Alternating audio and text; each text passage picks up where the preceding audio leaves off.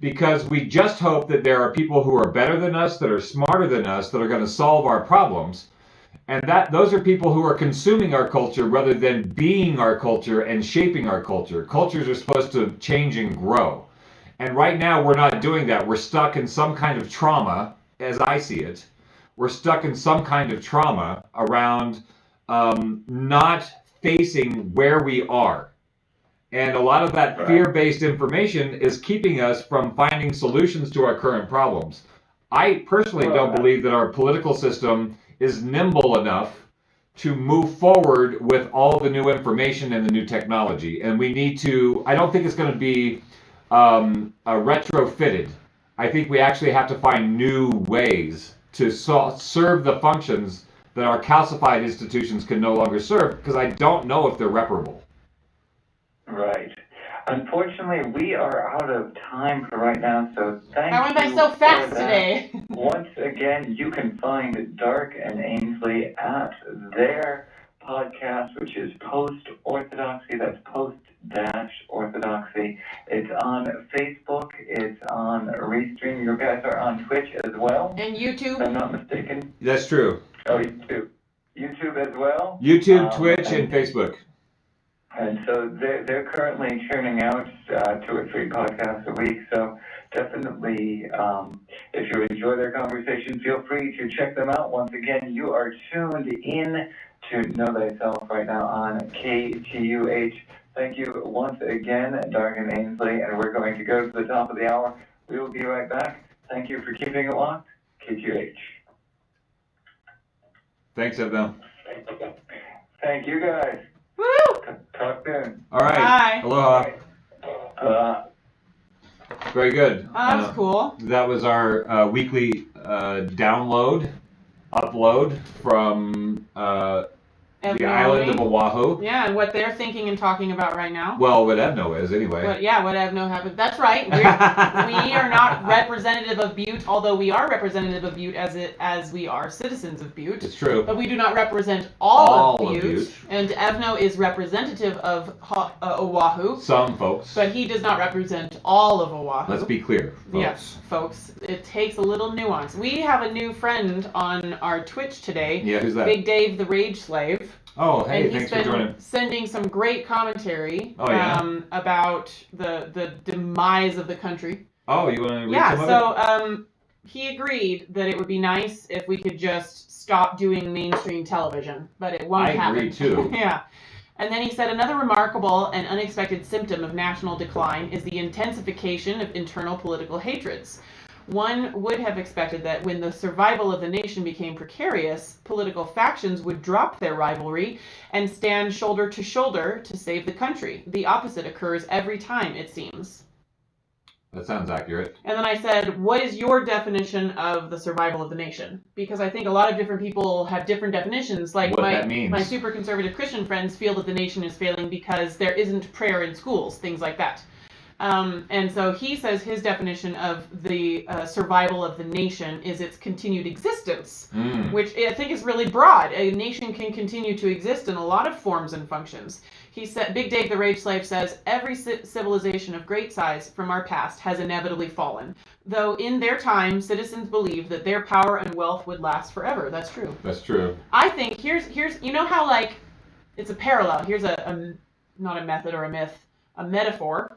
Here's a metaphor. So, you know how, like, we didn't used to fly, and then the world wars came around, and the first one we were fighting with swords and guns, and in the second one we were fighting out of bomber jets? Paper bomber jets, but it's still a bomber. It's still a bomber jet. Yeah. Like, so within 25 years, we were fighting with swords and horses to tanks.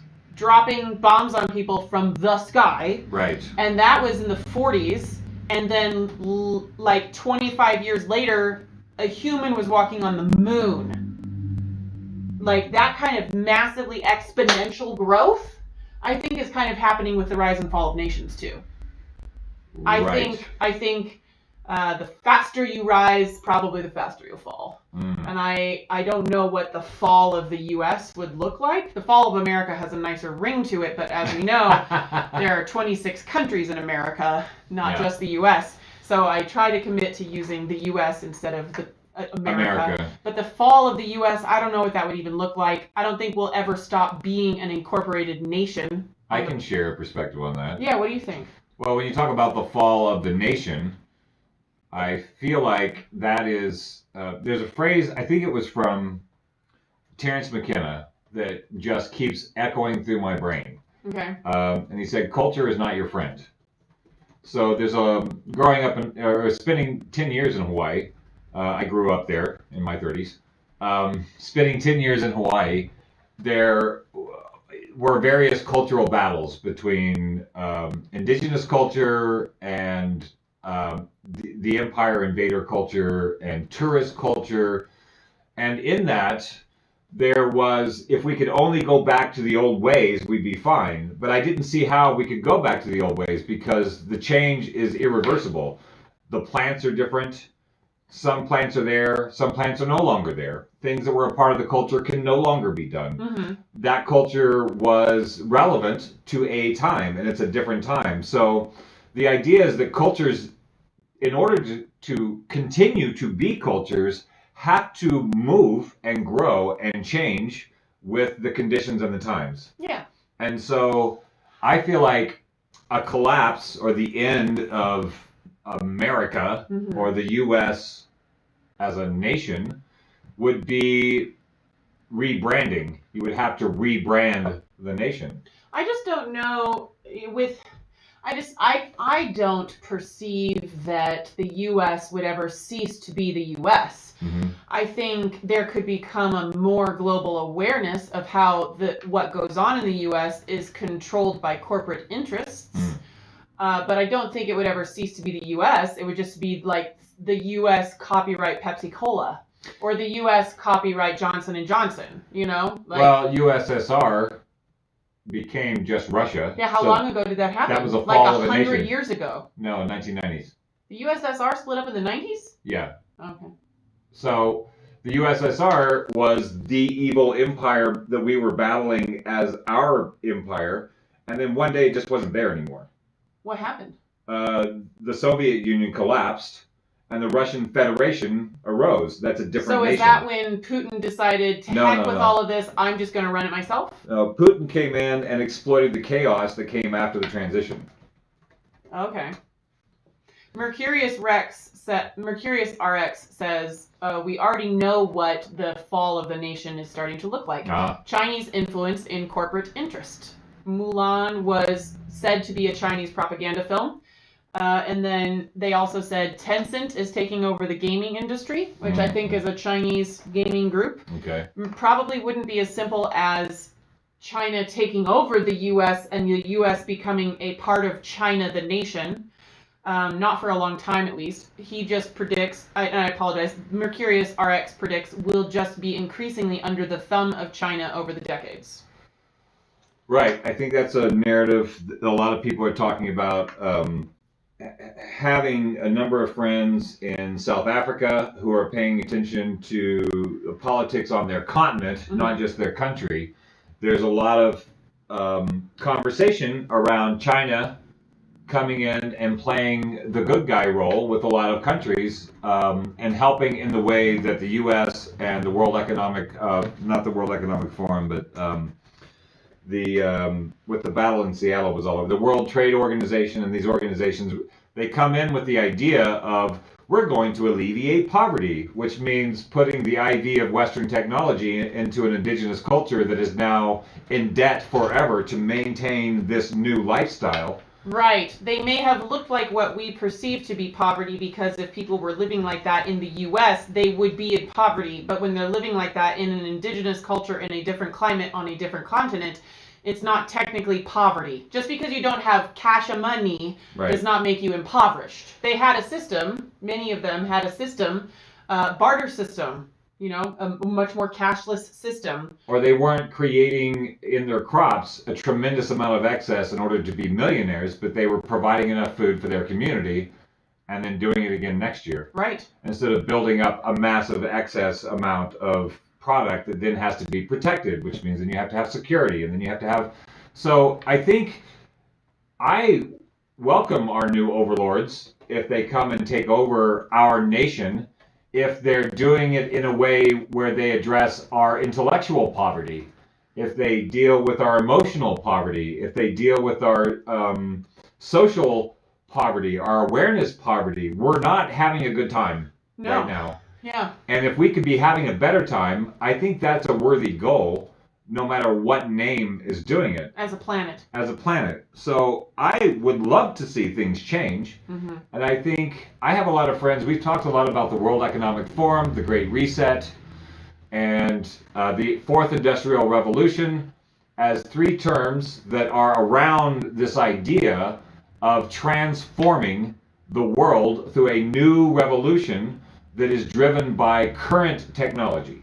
So that means getting rid of physical money. That means transforming the educational system from what is an industrial era style education system in this country to a more nuanced education that allows different people with different capabilities to learn at their own rate instead of being beaten down into a consensus or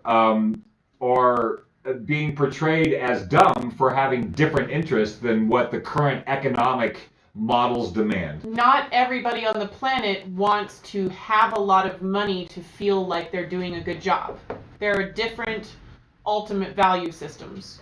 Yeah. So I think when we talk about the World Economic Forum and the Great Reset, I have a lot of friends that are like, this is techno-fascism, and they want to track your kids through their entire lives, through their new educational model, and they want to track all your money so that a kid mowing a lawn has to get it into his bank account, his blockchain account, so we always know what every person did. And so we know who's valuable and who's not valuable by the digits in their blockchain. And I understand concerns around that. Yeah. I don't know if being paranoid about it is going to help. I don't think paranoia ever helps. I think awareness helps. And I think... Sometimes you go through paranoia planning ahead when you become helps. aware of how things are currently working. Yeah, totally. I think the concept of having... I've really never used checks. It's still always boggling to me when a business only takes checks. Or that you have to have a check to set up direct deposit with your job. Right. Who uses checks? But, I like the idea of everything being digital. I don't have to balance a checkbook. I know exactly where I spent all my money. I can sort it by type and amount and date and everything, and it's great. So I am a little attracted to the idea of having all of my currency exchanges being in a document that I can search by hitting Control F. But I do see how that's scary and a problem if the people who are running all of the things are out to get ya, If the people who are running all of the things don't have my best interest at heart as a citizen of the planet. If the people who are running the things are going to forcibly take my taxes out of my accounts, whether I have enough money to pay rent that month or not. I can squidge the numbers a little bit in order to continue to survive, because not everything that I do is financially tracked by the government. Right. And so if the government is just is out for the benefit of the citizens, then having everything digitally tracked and organized would be really convenient. Right. But if the government is not out for the benefit of the citizens, then it becomes a really scary proposition. So, do we have any other comments on this particular topic before we move to our next one? Yeah, Mercurius RX says it's almost like these systems of nations are more organic than we realize and subject to entropy just like everything else in nature. Huh. And Big Dave the Rage Slave says past empires show almost every possible variation of political systems, but all go through the same procedure from the Age of Pioneers through conquest, commerce, and affluence to decline and collapse. Right. I feel like we have a historian in the room. Yeah. I love it. Last week we had an astrology expert. I love how people just randomly show up and dump their knowledge on us. Yeah, I appreciate everybody who's contributing to the conversation today. Mm-hmm. We've opened up this platform in order to have these conversations and to have our biases checked and to have our perspectives expanded. So thank you everybody who's joining in on this conversation. the last thing I want to share from Mercurius RX, and then I'm going to let the two of them carry on this chatter on the side while we move to our next topic, is primates have like 6 different social residence patterns that could loosely be mirrored by our socio-political economic systems. Oh. And it's like, so it's kind of like, sorry, Homo sapiens.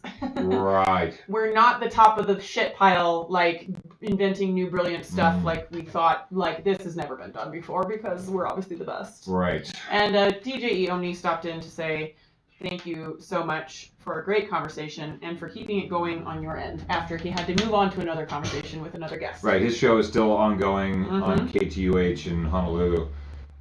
What topic would you like to jump into next? Let's do the statistics thing. Oh, geez. But I'm really committed to getting to this new thing that I learned about marriage equality arguments in the U.S. Very good.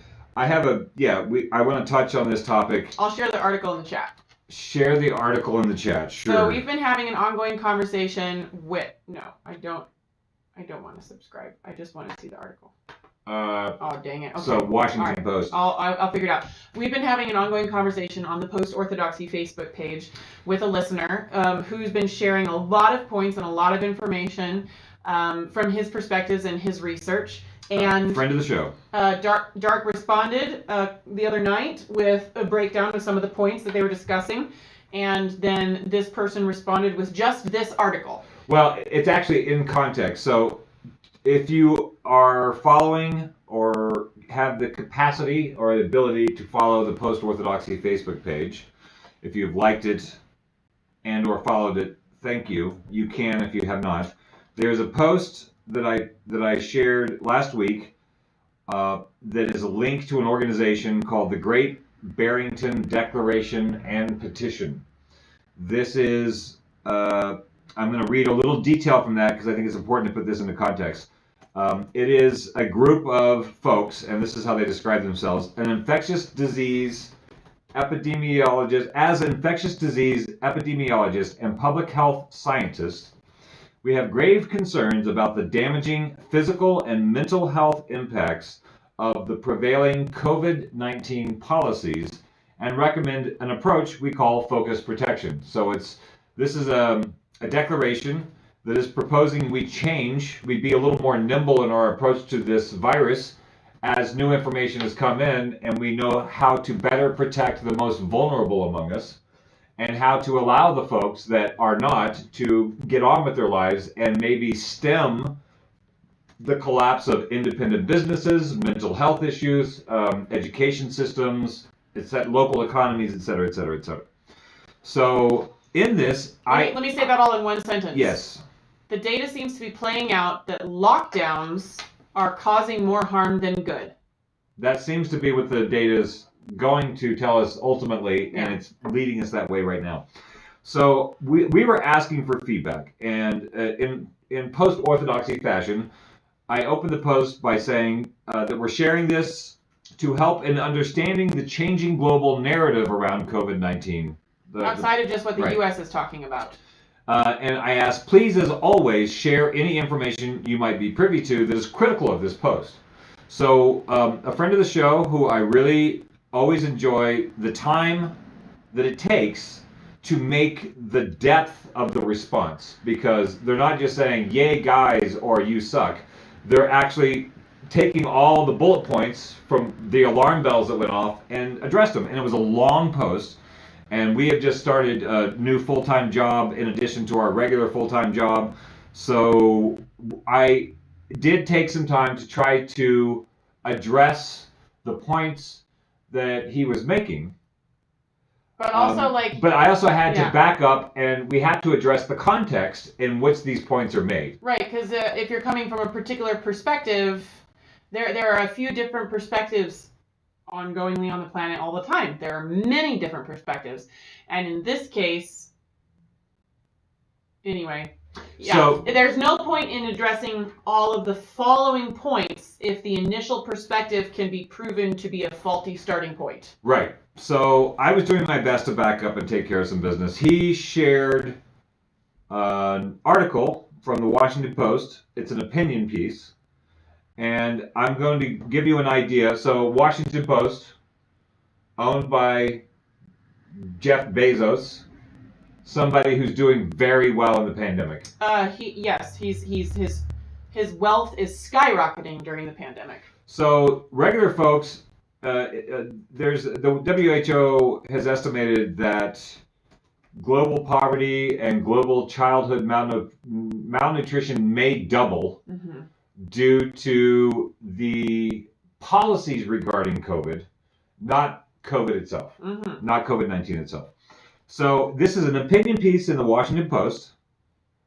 The author is Tom Frieden, and I'm going to read his CV, his quick article CV. Tom Frieden, a physician, is president and CEO of a company called Resolve to Save Lives, an initiative, it's an initiative, of the global public health organization Vital Strategies. I don't know who any of these things are. And former director of the Centers for Disease Control and Prevention. So former director of the CDC from 2009 to 2017. Boy, he got out just in time. And so he has an opinion piece, and the title of the piece is 500,000 more people could die if America pursues a herd immunity plan. And for those of you that are intelligent and hardworking citizens, it may be distressing to you to absorb that most people only read headlines. Right. So I am open-minded. I want to respond to my friend. So he seems to have posted this to say, well, this is why I don't think this declaration, the Great Barrington Declaration, is a sane or safe thing to be doing. I assume that's what he's saying. I'm going to read one paragraph. Okay, and then we're going to break it down nice and slow. I'm going to read one paragraph, and then we're going to go back nice and slow, and we need help from you folks. I need help from you folks to understand what's going on. Part of what we're doing on the show is trying to figure out who we get our information from and how we get our information. And what we like to do is not to say, we found a great guy, here it is. We like to say, this is the journey that we take to try to find information to edify our perceptions on what's going on. This information sounds really clear and unbiased, but it may just be our minds liking the information because we like it. It might be catnip. Please send us your rebuttals if you have rebuttals. All right, so here is just one paragraph from this piece. Less than 15% of Americans have been infected by the virus that causes COVID-19. If immunity among those who have been infected and survived is strong and long-lasting, and it may well be neither, and if herd immunity kicks in at 60% infection of the population, and it may be higher, with a fatality rate of 0.5% among those infected, then at least another 500,000 Americans, in addition to the 220,000 who have already died, would have to die for the country to achieve herd immunity, and that's the best case scenario. The number of deaths to get there could be twice as high. Now I want to go back and take this sentence by sentence. Yeah. Because this is the Washington Post. People see that on your timeline. Seems legit. The Washington Post, right? And they forget maybe the Washington Post is not the same thing as the Washington Times. Or the New York Times, or the Washington Times anyway. Or the Post. It's a corporate news entity. And they're going to read stuff like that, and they feel like because they see that it's written by a doctor that they're like, you know what, I'm probably pretty safe. Yes. Just reading this. I'm going to go through this line by line, and I find it very disturbing, and maybe you can alleviate my concerns about this. The first sentence, less than 15% of Americans have been infected by the virus that causes COVID-19. Okay. Now, in that sentence, there are three words that are highlighted that you can hyperlink. Okay, and you can go away to sources. Says, have been infected. So when I click on that, when I click on have been infected, it takes us to a Lancet page, which is a very well-known medical journal. And it says prevalence of SARS-CoV-2 antibodies in a large nationwide sample of patients on dialysis in the UA, a cross-sectional study. What? Prevalence of SARS-CoV-2 antibodies in a large nationwide sample of patients on dialysis in the USA, a cross-sectional study. Okay, so that doesn't seem from the headline to have anything to do with less than 15% of Americans have been infected with COVID-19. It seems to have absolutely no relation. But we could read more of the article, and maybe that statistic is in there somewhere, but I'm already immediately suspicious, because if you're going to quote something about that statistic, you should go directly to what the original source number was for that statistic. And I'm going to share this in our feed. The current population of the U.S. is 328,200,000 people as of sometime in 2019. So what's 15% of that? 15% of the current population of the U.S. is 49,230,000. So less than 15% of the U.S. have been infected with COVID-19. So less than 49 million people. Less than 49 million people have been infected. You want to know how many people... That's what he says. How many people have been infected with SARS-CoV-2 according to the current test results is 8.5 million. So that's a very different number. 8 is different than 49. Than less than 15%, which is 40. So what the heck is going on here?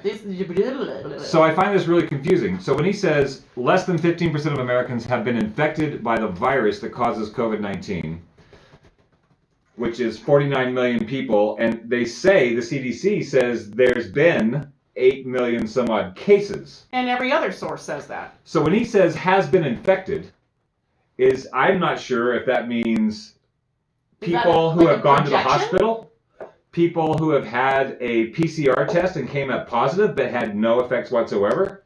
So that sentence right there is already confusing, and if you can help us clarify what's going on in that sentence, I'd really appreciate it. And we can spend the rest of the day puzzling over it. The best I could come up with is that they're saying we know about 8.5 million people in the U.S. have tested positive for SARS-CoV-2. And we project that probably about 50 million people have actually been infected, they just haven't been tested. You know, like that's the best I can come up with, is that even though we only have 8,380,000 positive test results, that they're projecting that probably means, 6 times more that many have actually encountered the virus, they just didn't go get tested. You have to continue for a second and talk loud. Oh, no. It's okay, do it. Do the next sentence. Okay, all right, so I'm going to share that in here. Actual data for positive test results. Positive, starts getting real wiggly when he's got to pee. Actual positive test results in the U.S. currently are 8,380,000 people. So that's very different than less than 15% of Americans. Is 49 million people. So that's the best case scenario that I can think of, if I'm trying to be really gracious to this author/physician, is that he's projecting that obviously there are more people who have encountered SARS-CoV-2 than have gone and taken a test or even been to the hospital. So the next sentence that he says here is if immunity among those who have been infected and survived is strong and long-lasting, and it may well be neither, so he's inserting a lot of doubt there. And if herd immunity kicks in at about 60% can you put... Get out. Go on. Go on, Billy. Sorry, you'll just get rowdy. And if herd immunity kicks in at 60% infection of the population. So let's take the herd immunity kicks in at 60% of the population. We have not heard anywhere else before this point that herd immunity takes 60% of the population. You have? That's a common trope that's going around in mainstream news. But people that we've been paying attention to have said it's actually probably closer to 15 to 20% of the population. And so there is vigorous debate within the scientific community. I mean, I grew up in largely anti-vaxxer circles, and I currently don't have a need to have an opinion about vaccines because I do not have my own children. So I've put that one on the shelf as a topic to get into later if I need to go down the research hole, or if we have a show that we want to do, a show about the history of vaccines in the U.S. But in the anti-vaxxer circles, herd immunity is a constant conversation, and I never heard a percentage that high. So that's in your world, from where you come from. Yeah. Michael Levitt is a guy that he's one resource. He's not 100% right, but he seems to have a pretty good record in terms of, he's a Stanford professor Nobel laureate. So he's not some schmuck. He's a guy who obviously has. Let me read his thing. Michael Levitt, Stanford professor of biophysics, Cambridge PhD and DSc, 2013 chemistry Nobel laureate for complex systems, FRS, which I don't know, and U.S. National Academy member. So complex systems, that means trying to figure out systems that are complex. Right. That's the best way to describe it. And a viral spread across the globe is definitely a complex system. So he from, and it's not his opinion, his assessment gathered from his research and from his colleagues' research is that herd immunity could be as low as 15%. But somewhere around 15 to 20%. Okay. And so when this guy says herd immunity kicks in at 60% and says it might be higher, it also might be lower. Right. But you see how he's skewing this information. He could just say, if herd immunity typically kicks in at about 60% infection of the population, and just continue with his sentence. But when he adds things like, and it might be higher, that's fear-mongering. That's fear-mongering. Instead of saying, he could say, and it might be higher or lower, and that would be journalistic integrity. That's not journalistic integrity. So when he says that, it makes me, so we can have a debate around that 60%. But what I don't want to have a debate about is this misleading information when they say it kicks in at 60% and it might be higher, or when he says if immunity among those who have been infected and survive is strong and long-lasting, and he says it might well be neither. That is also leading language and fear-mongering. Yeah. It's not just presenting data. It also might be both of those things. So this is really dangerous for a mainstream publication, and it's an opinion piece. Yeah. But this has been shared to rebut Michael Levitt and all these other doctors and scientists that have a lot of letters after their name, and nobody's disbarred them. Nobody has said you guys are quacks. I'm sure somebody has said it, but there's been no action taken against them.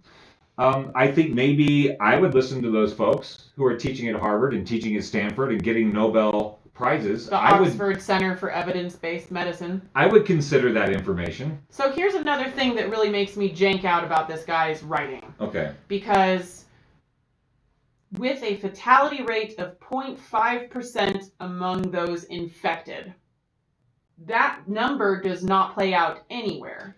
The global fatality rate, if you take number of people who have died out of the entire planetary population, is like 0.01. Right. And the actual fatality rate, if you take number of people who have died out of number of people who have been confirmed to be infected, is 2.7, not 0.5%. So where the 0.5% doesn't play out in any statistics that any science center is sharing. The CDC, Johns Hopkins, Google Chrome's COVID dashboard, this independent dashboard that we like to go to, ncov2019.live, all of these sites are saying if we talk about the fatality rate as number of people who have died, 1.1 million, out of the entire population of the planet, which is like 8 billion, right? That's only like 0.1% of the entire population. We can bring it down to Montana. There's 1 million people in the state of Montana. The percentage of them that have died that have a birth certificate marked with COVID-19 as the cause of death. Death certificate. What did I say? Oh, birth certificate. Birth into another realm. 209. 209 people out of 1 million. So that breaks down to, I guess, 0.02%. Yeah, of Montana. Of Montana. And that's out of the number of people who have died out of the citizens of Montana. That goes down to 0. If you do it by the number of people who have died in Montana out of the number of positive cases in Montana, that gives you a percentage of, What? This thing doesn't like commas. That gives you a percentage of 1.1%. So if you're just saying the number of people who died out of people who we know tested positive, which was about 18,000 so far, then it's only 1.1% of Montana has died. And you're like, 1.1% of the population is pretty bad. Like, that's pretty bad. It's nothing like SARS-1 or MERS or the swine flu or the Spanish flu. It's nothing like those numbers. It's still a really low number.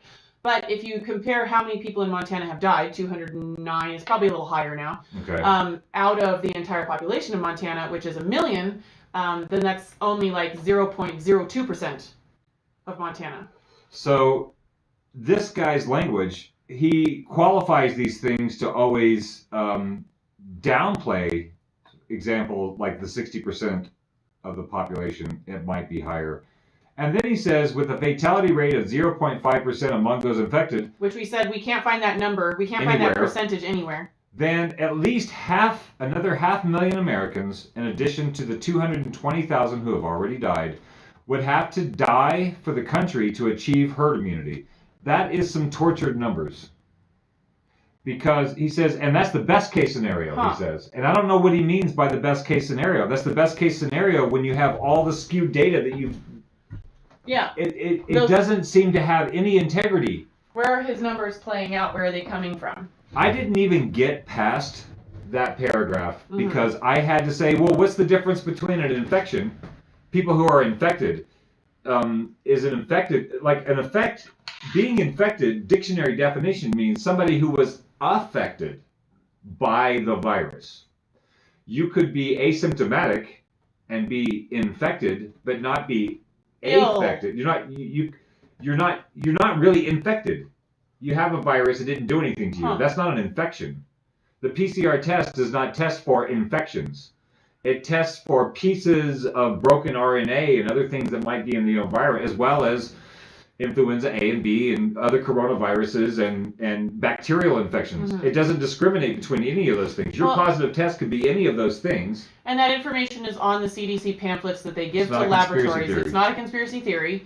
It's documents. It's like a 60-page document that gets sent out with the RT-PCR test that was developed in February and the multiplex assay that was approved in May. And both of those documents say this test cannot discern between different bacterial diseases. This test is not designed to track positive infections or help with illnesses. And so it's really messed up. You can read it. I'll share a link to you once my internet pops back up. Yeah, so this article is really problematic, and it was used as a rebuttal. And what I've been trying to say in the rebuttal is when they talk about 800,000 people have been infected, that means, I think, people with positive PCR tests, which is the point of the Great Barrington Declaration, is that the PCR test is very problematic. Doesn't test for infection. Yeah, it's more than very problematic. It's being used incorrectly. It's being used incorrectly. And the guy that developed the PCR test in February that we are using widespreadly in the U.S. to see if people are positive, back in 2014, when somebody was talking about how nice the PCR test is, he was like, yeah, but it's really not good for testing to see if you're infected with something. Because everybody will turn up infected. If you do the... It's a sensitive test designed to amplify tiny pieces of genetic material so that you can test those in other situations, so that you have some of that tiny genetic material for other uses. It cannot tell you if you are ill. It cannot tell you if you have an active infection. If you are transmissible. This test cannot tell you if you are transmissible. It can only tell you that you have some viral or bacterial particles in your nasal cavity. And those particles may not be COVID-19. Yeah. Those particles may be influenza A or B. I'd like to read a comment from Big Dave the Rage Slave because I have to restart my computer. It sometimes just stops connecting to the internet. Yeah, restart it. Do it.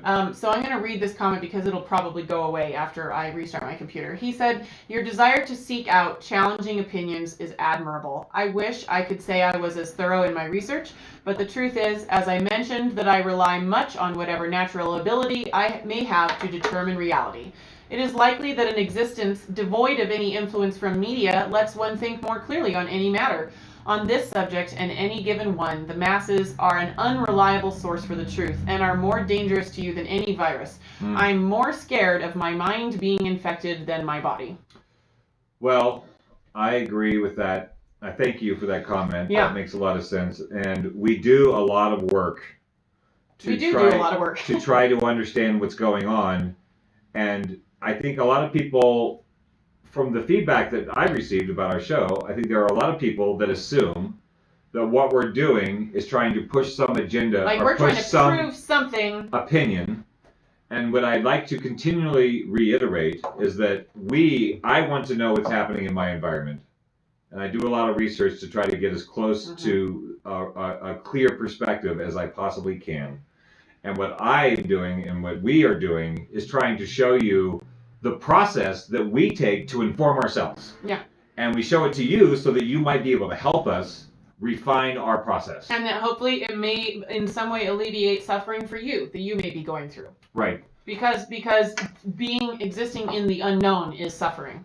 Existing in the unknown is suffering a lot of times. Existing in the unknown can also be really exciting and really adventurous and really enlightening or mind altering. But existing in the unknown in your day-to-day life, all day, every day, when you don't know if you're going to be killed by a horrible virus or offed by a horrible government, that gets really exhausting and it's bad for your immune system. It's not good for your immune system. Yeah. So bad science is, I want this thing to be true, so I will go and find whatever data I can find that supports that thing that I want to be the truth. Validation versus verification. Good science is, I think that this thing might be true, so I'm going to go and see what the data says, and if the data says that thing is true or not. And you take whatever the data says when it comes to you. And then if you find new data as you go along, you take whatever that data says. It's a malleable process. It's an ongoing question. Good science is an ongoing question, not a series of decisions. So to go back to where I started with this article, and then maybe we can wrap it up because I don't see anybody fighting us on this or offering another perspective that might clarify my perspective. This article in the Washington Post by a guy who used to be a head of the CDC. The Washington Post is owned by a guy who's done very well in the pandemic. Jeff Bezos, the head of Amazon, owns the Washington Post, and he's set to become a trillionaire because of his profits off of the pandemic. Which is a number that you cannot conceptualize. I guarantee it, because we literally the reason Greeks made buildings with 7 columns is because the human mind can only see 6 columns at a snap. So if you put 7 columns on your building, it makes it seem like there are a lot. We can't conceptualize $1 trillion. There are the problems that I have with this are multiple.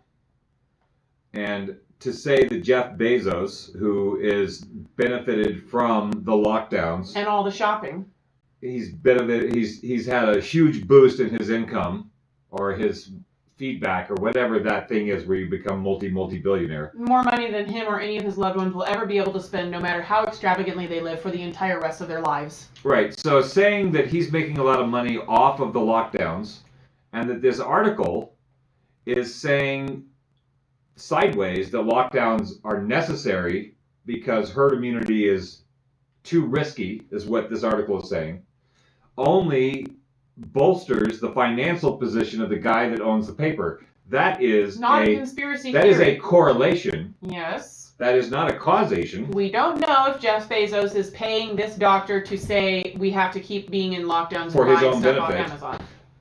That is a correlation, and you can easily see how that might be what's going on, but I don't know that that's what's going on. We don't know. It appears through the correlation that Jeff Bezos is promoting an opinion that benefits Jeff Bezos and flies in the face of the emerging data that herd immunity in Sweden, herd immunity in Idaho have not, seems to be playing out there in a way where they have not suffered an extreme difference in their death rate or their sickness rate than people who went all in on masks and lockdowns. Yeah. This is what the data is showing, and I'm sorry if you don't like that. It doesn't care about your feelings. That's just the way the data is playing out. So, like, I think maybe the reason, I really can't speak to the reason why our loved ones think that we have some sort of nefarious thing that we're trying to do, right? We're not trying to do a nefarious thing. We actually were very on board with lockdowns and masks for like the first 3 or 4 months of the pandemic. And we're going to see if we get banned off YouTube for this. And as the data kept coming out, because we kept looking at the data, we began to realize that a lot of suffering is being caused by the lockdowns. There's a lot of overdose, a lot of chemical dependency, way more phone calls to mental health crisis hotlines, people who are stuck at home with their abusers, abusive parents, abusive spouses. Hawaii is projected to lose 90% of its locally owned small businesses by That was December. something we heard. I don't know if that's true or not. But I know it. What I did understand is at least 1,600 businesses have gone out.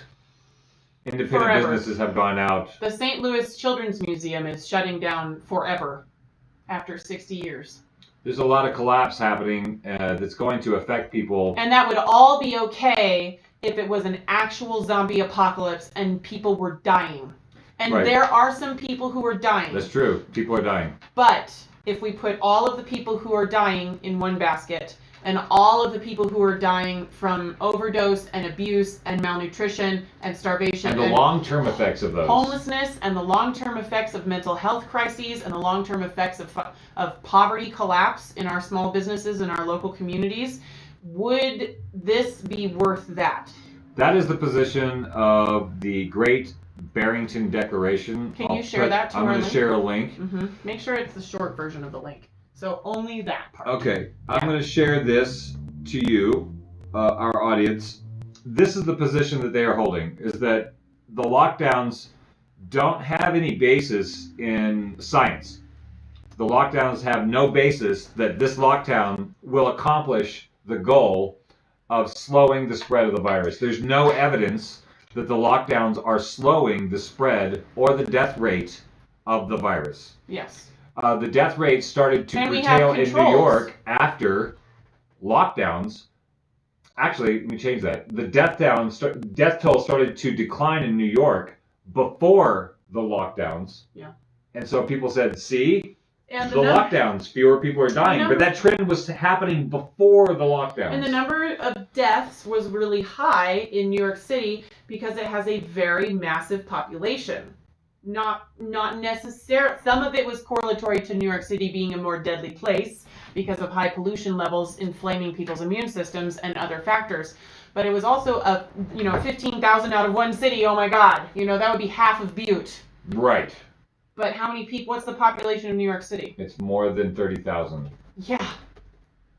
I'm gonna find out right now. So we're going on a bit of a rant here. I think the Great Barrington Declaration is worth looking. 8.4 million people live in New York City. New York City, right? So what's that percentage? That's the state. Oh, that's still probably most of those in New York City. City. They're still saying 8.4 million.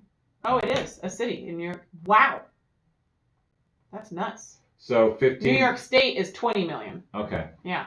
The population of New York City is 8.4 million people. So let's do that. And then how many deaths were there out of New York City? 15, 18,000, I don't know. Yeah. We'll go to ncove2019.live. This is how, we're doing this in real time for you guys. Right. This is how we learn things. And you can too. We have faith. So let's see. New York City.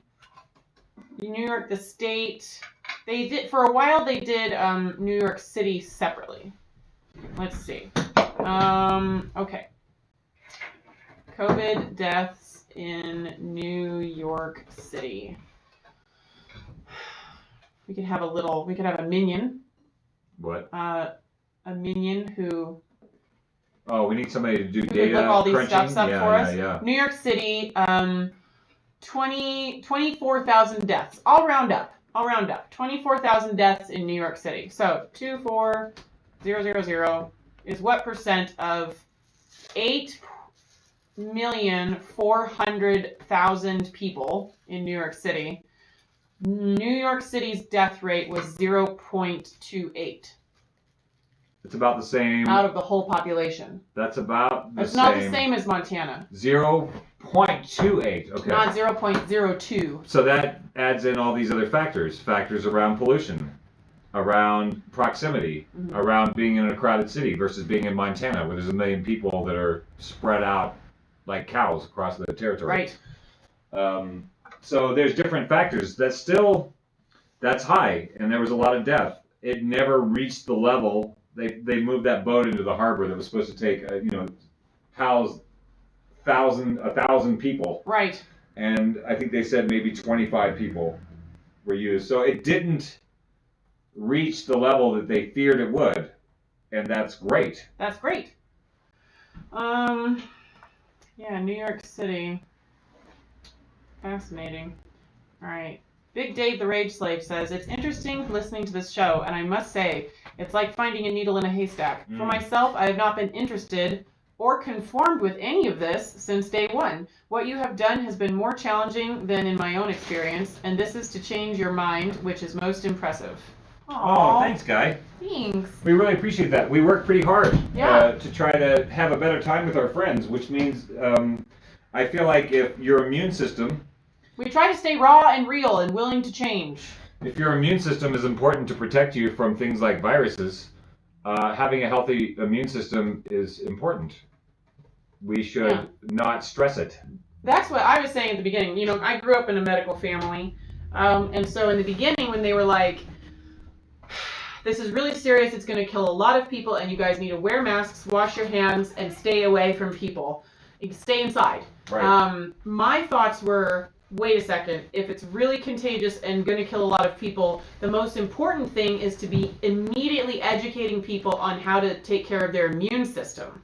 Yes. Because you don't get sick by keeping stuff out of you. You get sick by how well you're able to handle it when it floats through you. Is that true?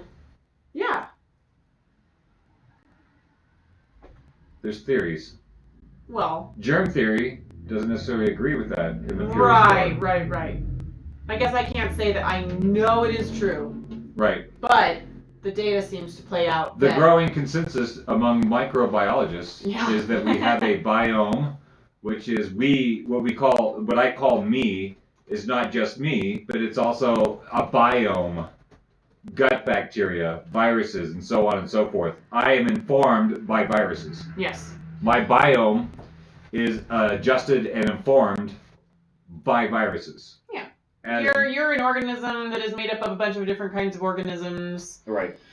So let's go to our third topic. We're over an hour already. And we have some people listening in right now. And our third topic is just a short little bit of something fascinating that I learned when I was having a conversation with a Christian friend of mine about marriage equality in the U.S.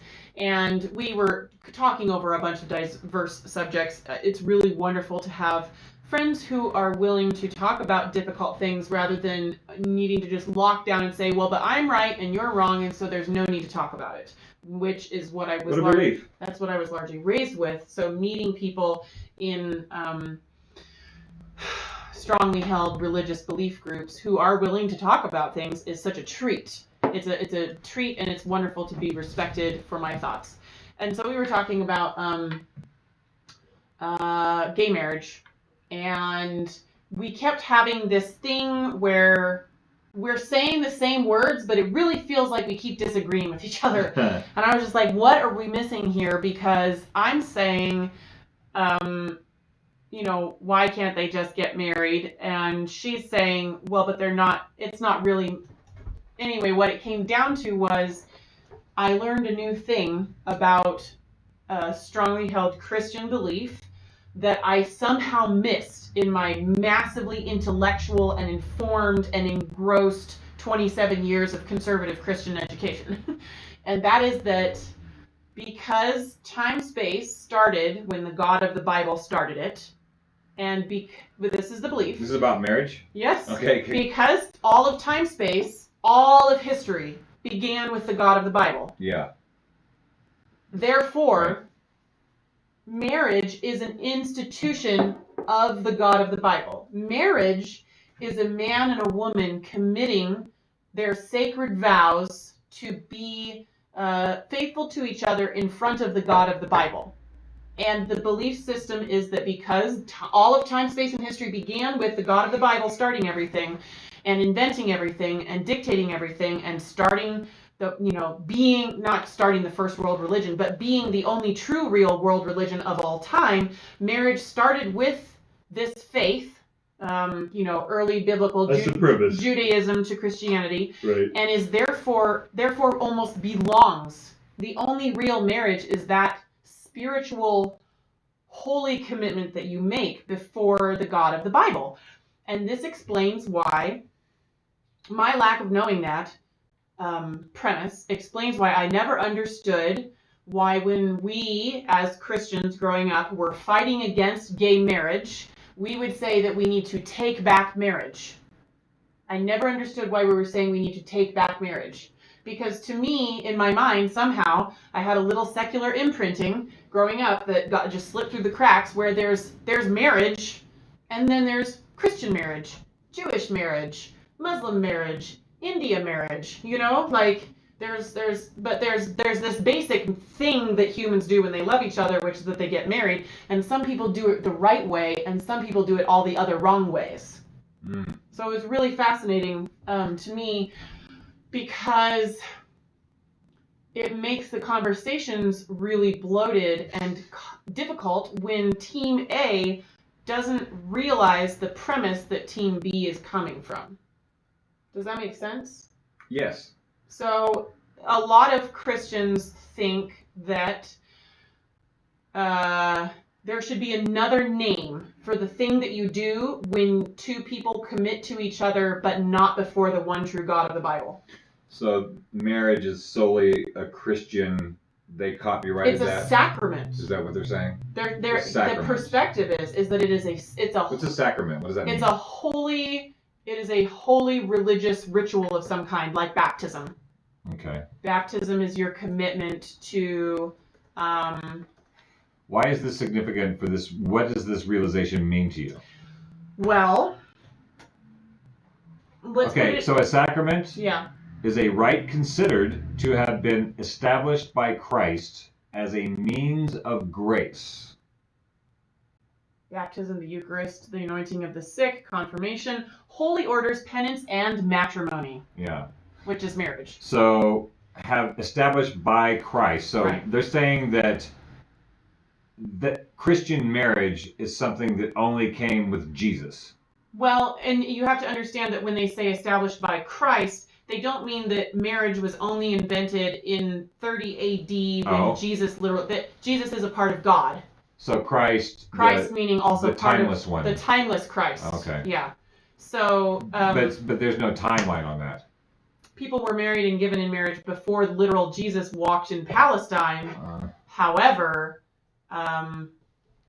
because he came from the Father and returned to the Father. We're getting into really obscure biblical shit. I know, it makes me start to get woozy. I know, but I want you to pay attention because it's really I'm paying important. attention. This is important because 70% of the U.S. still identifies as Christian. I know. And 1 in 4 citizens in the U.S. I like a lot of them. Identify as evangelical Christian, which is the group I was raised in. I like some of them too. And somehow I managed to miss that the one true original God of all time space invented marriage as a holy sacrament, and therefore anything done any other way is not really marriage. Well, why would they do it that way? Why do gays want to do the Christ thing? The marriage? So why is that involved in our tax system? Well, that's the thing. Is Christian? A lot of Christians are saying that marriage was taken by civil structures. Stop. A lot of Christians say that marriage was taken away by civil structures. That it was not originally a civil thing.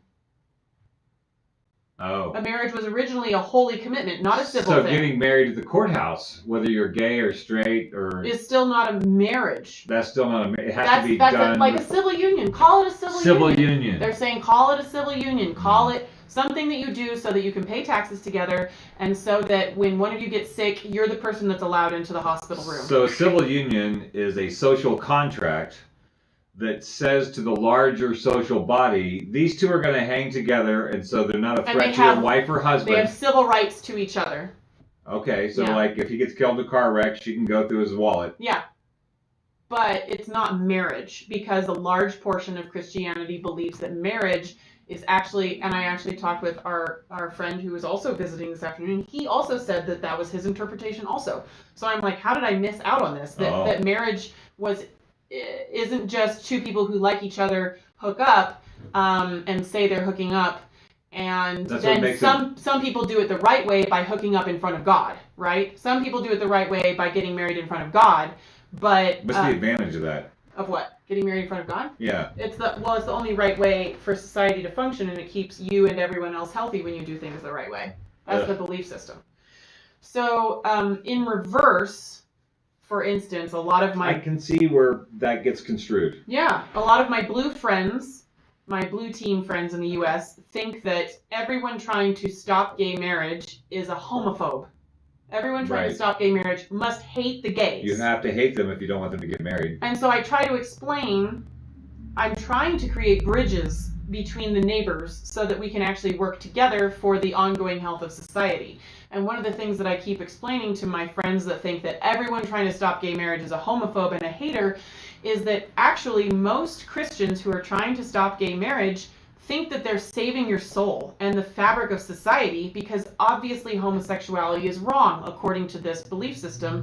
70% of the US, 1 in 4 citizens, depending on how you look at your Pew Research, a lot of the country believes that homosexuality is unhealthy and dangerous, and that they are actually trying to save you from yourself by preventing you from marrying a man, and saving the general tenor of all society by keeping you from marrying a man. Mm-hmm. And that your eternal soul will thank them later when you get to heaven because you didn't get to marry a gay man. And so I try to, I'm trying to explain, like, if you just think hatred to and from the other side, we're not having a conversation. And I do understand that there's traumas involved and there's privileges involved, and there are a lot of people in the LGBTQ plus community, most of them, who have experienced stigma and hatred and ostracization and violence. Mm-hmm. And that stuff has also happened. But by and large, right now, most Christians who are fighting gay marriage, it's not because they hate you, it's because they're trying to help you. In their mind. In their mind, in their totality of belief about the universe and everything they've ever heard and everything that they are hearing ongoingly from everyone that they talk to in their entire social circle, they're trying to save you from yourself. I do not have those beliefs, and I don't think you have those beliefs. I just feel like I need to clarify in case somebody pulls a clip of me saying that out of this video. Right. I do not share those beliefs anymore about saving the gays from themselves because homosexuality is wrong and unhealthy. You were indoctrinated to believe that. Yes, it was. And then you changed your mind. And so I feel as though in my ongoing efforts to explain the fight against marriage equality to my blue friends who claim to be more open-minded and more woke and more willing to work with things than their red counterparts, is like, if you're really going to do that, then you really need to understand where your red counterpart neighbors are coming from. And this gives me a new tool to understand where the, blanket, the red people are coming from, when they're fighting against when they don't say they're fighting against marriage equality, they say they're preserving marriage. They're taking back marriage because there's this deep-seated belief system that I didn't even know about until today, that marriage began because the God of the Bible instituted it at the beginning of all time space as a holy sacrament between him and the people who are making a covenant to be together forever. And it's not marriage if it's not that thing. Okay, so if you get married and you call it a marriage, then that's cultural appropriation of Christianity. That's basically what I was getting. Yeah. Is that, like, okay, do your thing, do taxes together. But it ain't real. But stop calling it our holy sacrament. Right. And so that was kind of just this wash of new perspectives and information. It's exciting to me. I do not feel threatened by cultural appropriation is, I think, the best way to try to explain that to people. You can say it in one sentence. Yeah. Many Christians believe that marriage done outside of a sacrament before the God of the Bible is cultural appropriation. Because they believe the God of the Bible. Thanks for helping me sum that up. That's good. That's great. So that's the thing. This is one of the things that I feel motivated to do this show as I want to communicate with you folks, things that I find interesting and useful, and so perceptions that I find worth sharing. And so one of those would be people saying, I just don't understand how anybody could vote for Donald Trump. And then I think, because you don't want to, you could know why people vote for Donald Trump. But you haven't investigated to understand why people vote for Donald Trump. And I do think a lot of that comes out of trauma because many people are traumatized by Trump's violence against the gay community, violence against women, violence against people with disabilities. I just don't understand why they're against gay marriage. It's none of their business. Yeah. Well, you could know. You could understand where people are coming from, why and then they you would do be that. able to have a conversation and Then maybe fix something. The polarization would not be as extreme, and then we probably wouldn't be as likely to buy Fritos because of our stress levels. Yes. The ancient primal analogy is winter is coming, winter is dangerous, therefore I must get a bunch of food into my cave. Yes. And the modern version of that is politics I cannot control. These politics are dangerous to me, therefore I will buy shoes or housing decor or tools or clothing or outings. Yes. I will buy things. I will pad my cave with things so that I feel somehow prepared for the thing that I cannot stop hurting me. Which is further isolating folks from their community and their world because everybody feels out of control and they don't feel a sense that they are part of their culture, they're a part of their community, and that they can provide for their community. I'm speaking in way broad terms. Many people that I know do that. I have many people in my friends group that do feel like I am going to shape the world around me and not be a victim of the world around me. So if there's a homeless issue, I will be a part of solving that issue. We cannot shape the world or evolve ourselves if we are afraid and defended in our caves. If you're afraid and defended, you just got to take care of yourself. You know why? Because everything's out of control. The sense that everything is out of control. And there's no way we can really know what's going on. And most likely everybody is dumber than I am.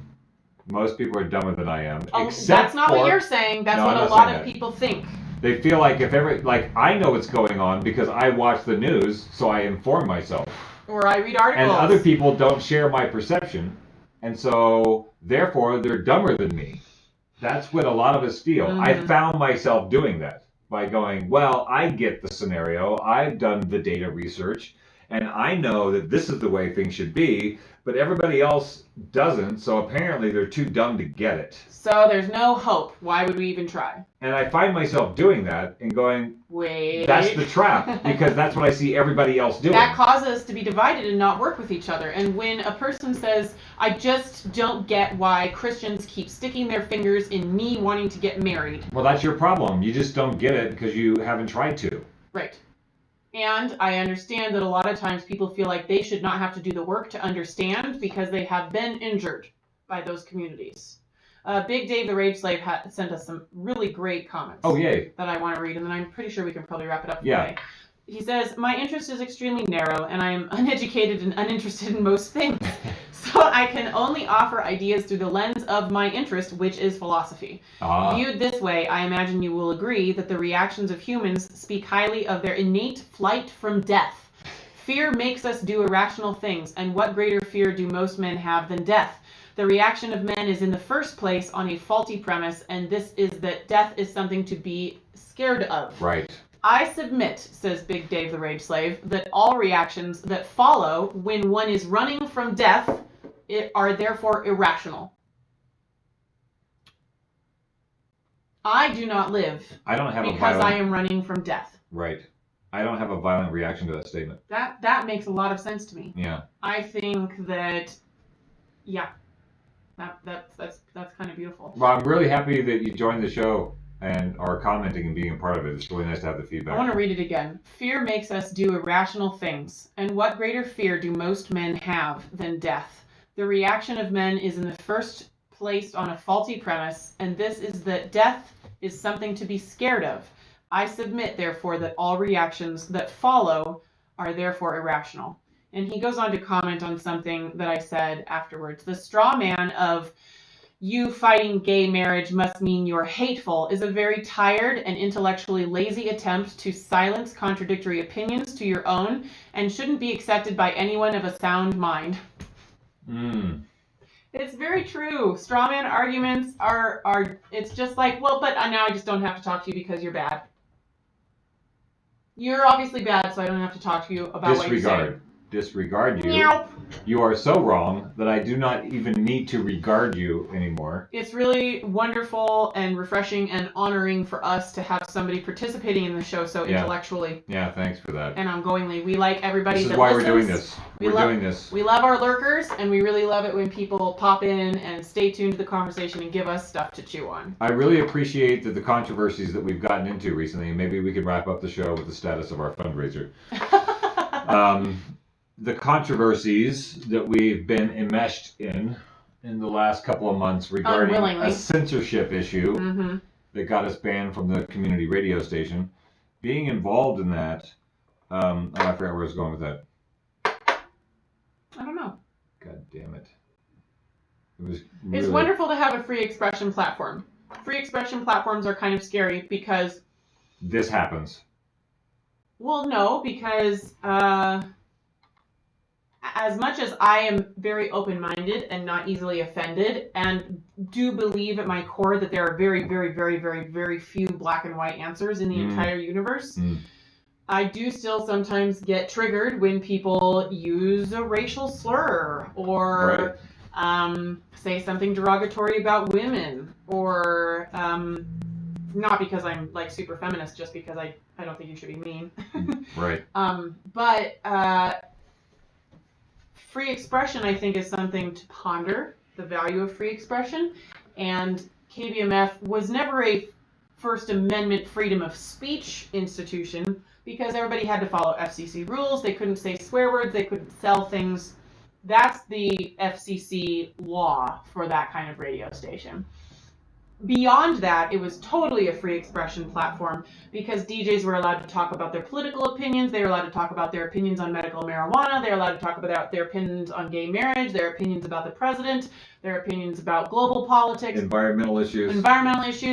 Until we started sharing and evaluating global data about SARS-CoV-2 that doesn't match the mainstream story that we must all stay at home until there's a vaccine, then it became not a free expression platform anymore. So yeah, we were told to stop talking about these things. We were told to stop sharing that data and that we could not tell our audience on KBMF that we had been ordered not to share that data. That's very troubling, and we're in the works with some people here in town to create a free expression platform, which does make me a little nervous because what if somebody else who uses our podcast studio space to produce a podcast that says things that do not align with me morally, and then those things get associated with me and it harms my ability to have free expression because people try to shut the whole thing down? It's not easy, but I think it's really important that we move more and more towards free expression rather than locking down stuff you're not allowed to talk about or say, because it's not like people aren't still thinking those things. They're just thinking them without evaluation and without responsibility. Consequences. Locking down people physically has not shown to slow the spread of this virus. And censoring things and locking down perspectives does not stop those perspectives. They find another way. When we were censored, our show ended up being the most downloaded show of any show we've ever done. It's counterproductive. So I think the idea of shutting it down is like, well, okay, there'd be some controversy and then it'd be gone. We decided not to be gone. We decided to continue with the work that we're doing on the Post-Orthodoxy podcast. We have started a GoFundMe fundraiser so we can build a studio downstairs, not only for ours production of Post-Orthodoxy, but also so other folks in town can have a platform where they can have interactive communication in a live podcast setting to do what we're doing, but on other people's issues, other people's agendas. Other perspectives that are not our perspectives. So we're raising money to create a free expression platform in this way. As KBMF started out as. And so maybe we'll write up a manifesto to sort of be clear about who we are, what we're doing. We haven't done that yet. But this show is the flagship that has started this drive towards a parallel institution where we might be able to have different conversations. Yeah. And explore different perspectives that may not be popular but may be relevant. So. Well, I think the thing is, much like you were saying, if a friend of ours got angry, no, a friend of ours was rejoicing that Facebook was deleting QAnon pages. And we've evaluated and shared information about QAnon several times, kind of the history of the organization, as of the movement, I should say, as well as how it's kind of panning out now. And an analysis of the cult-like behavior. We deal with Post-Orthodoxy. We came from cults. So I liked looking at QAnon as a phenomenon. It's a social phenomenon. It's in your neighborhood. You should know what it's doing. And a friend of ours on Facebook was rejoicing that Facebook was shutting down QAnon groups because I guess in his opinion, some things just should not be allowed to live. Right. And Dark's point was, look, censorship is always bad because now we don't know who those people are and no one is holding them accountable for the things that they're talking about and saying. When you have a free expression platform, then the community and the people that hear you voicing say, I don't think that was the right thing to say, let's talk about it. But if you're just sitting in your living room rage posting on an anonymous online forum, or you're sitting in your living room not talking to anybody about your racist feelings because you're just not allowed to talk about it anymore, it's just going to keep getting worse because you have no consequences for those thoughts and you have no input on what could be alternatives to those racist thoughts. It locks down the forum into another bubble of reality where you don't have to be put in check by your neighbors. Only quote-unquote good things happen. Right. Right. We've seen how that's worked out with the Democratic Party. We've seen how that's worked out with our individual Facebook feeds, where people were surprised when Elizabeth Warren didn't get any electoral votes. It's like, well, you're in a bubble of people who have bachelor degrees and are not that concerned about poverty. Sorry. You're in that bubble. Yeah. And you don't know how many people are not in that bubble are impoverished in the U.S. Because you haven't met them or you've deleted them because their opinions were offensive. And so you've isolated yourself from a world that is affecting you.